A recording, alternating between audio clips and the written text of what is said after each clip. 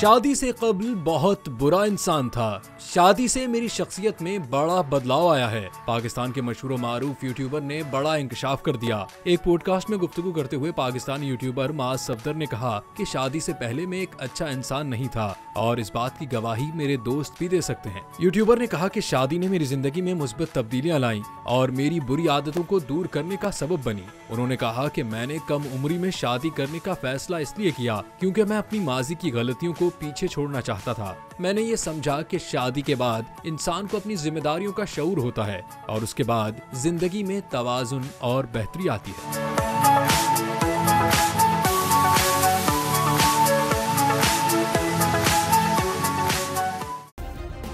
Subscribe करें और bell दबाएं ताकि कोई खबर रह न जाए।